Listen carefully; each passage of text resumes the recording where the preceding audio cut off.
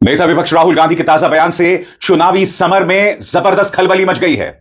राहुल गांधी ने दावा किया है इंडियन एक्सप्रेस में अपने इस नए लेख में कि किस तरह से भारतीय जनता पार्टी 5 आसान कदमों में चुनावों की चोरी करती है। दिलचस्प बात यह है दोस्तों, महाराष्ट्र के चुनावों के नतीजों के बाद राहुल गांधी ने 3 सवाल चुनाव आयोग से पूछे थे, मगर साहब मजाल है आज तक उन सवालों के जवाब चुनाव आयोग ने दिए। अब राहुल गांधी वो 5 कदम बता रहे हैं जिसके जरिए भारतीय जनता पार्टी चुनावों की चोरी करती है।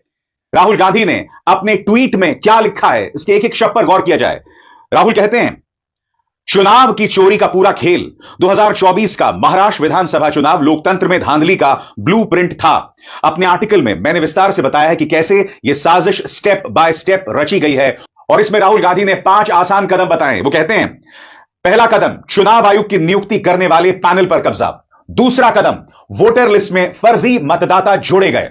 तीसरा कदम मतदान प्रतिशत बढ़ा चढ़ाकर दिखाया जाए। चौथा कदम जहां भारतीय जनता पार्टी को जिताना था वहां टारगेट करके फर्जी वोटिंग कराई गई। पांचवा कदम सबूतों को छुपा दिया गया। राहुल गांधी आगे लिखते हैं, यह समझना बिल्कुल मुश्किल नहीं है कि महाराष्ट्र में भाजपा इतनी बौखलाई हुई क्यों थी, लेकिन चुनाव में धांधली भी मैच फिक्सिंग जैसी होती है। जो पक्ष धोखाधड़ी करता है वो भले ही जीत जाए, लेकिन इससे लोकतंत्र संस्थाएं कमजोर होती हैं और जनता का नतीजों पर से भरोसा उठ जाता है।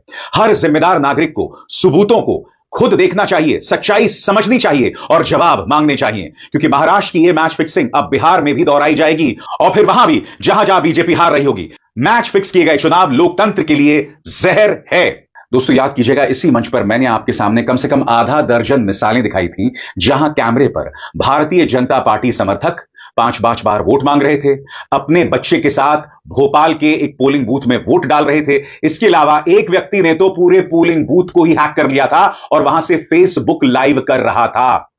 और ये वो मिसालें जो पकड़ी गई। कल्पना कीजिए ऐसी ढेरों मिसालें होंगी जहां लोगों ने उसे कैमरे पर कैप्चर नहीं किया था।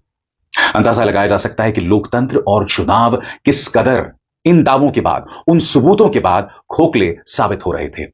मगर राहुल गांधी ने जिन 5 आसान कदमों की बात की है उसके बारे में विस्तार से जानना बहुत जरूरी हो जाता है। सबसे पहले वो जिक्र करते हैं अंपायर तय करने वाली समिति में हेराफेरी, यानी कि चुनाव आयुक्तों की नियुक्ति कैसे की जाए उसमें हेराफेरी। और उसके बारे में राहुल क्या लिखते हैं, इस पर गौर किया जाए।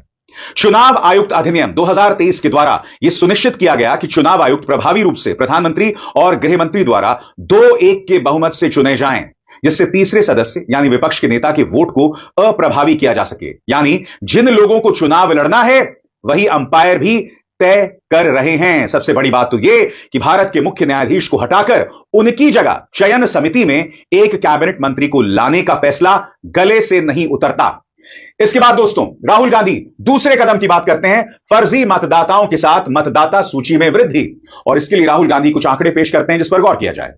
चुनाव आयोग के आंकड़ों के अनुसार महाराष्ट्र में 2019 के विधानसभा चुनावों में पंजीकृत मतदाताओं की संख्या 8.98 करोड़ थी। 5 साल बाद यानी मई 2024 के लोकसभा चुनावों में यह संख्या बढ़कर 9.29 करोड़ हुई, लेकिन उसके सिर्फ 5 महीने बाद नवंबर 2024 के विधानसभा चुनाव तक यह संख्या बढ़कर 9.70 करोड़ हो गई। यानी 5 साल में 31 लाख की मामूली वृद्धि, वहीं सिर्फ 5 महीनों में 41 लाख की जबरदस्त वृद्धि। यह सवाल राहुल गांधी पूछ रहे हैं और यहां पर आता है उनका तीसरा सवाल जो चोट करता है। और तीसरा सवाल है, फर्जी मतदाता जोड़ने के बाद मतदान प्रतिशत भी बढ़ा चढ़ाकर दिखाया जाना। इसमें राहुल लिखते हैं, ज्यादातर मतदाताओं और ऑब्जर्वर्स के लिए महाराष्ट्र में मतदान का दिन बिल्कुल सामान्य था। बाकी जगहों की तरह ही लोगों ने पंक्तिबद्ध होकर मतदान किया और घर चले गए। जो लोग शाम 5 बजे तक मतदान केंद्रों के अंदर पहुंच चुके थे उन्हें मतदान करने की अनुमति थी। कहीं से भी किसी मतदान केंद्र पर ज्यादा भीड़ या लंबी कतारों की कोई खबर नहीं आई। लेकिन चुनाव आयोग के अनुसार मतदान का दिन कहीं अधिक नाटकीय था। शाम 5 बजे तक मतदान प्रतिशत 58.22% था। हालांकि मतदान खत्म होने के बाद भी मतदान प्रतिशत लगातार बढ़ता रहा। अगली सुबह जो आंकड़ा सामने आया वो 66.05% था, यानी 7.83% की अचानक बढ़ोतरी। और राहुल गांधी पूछ रहे हैं कि ऐसा हो कैसा रहा है, और यहां पर वो क्रिकेट की शब्दावली का इस्तेमाल कर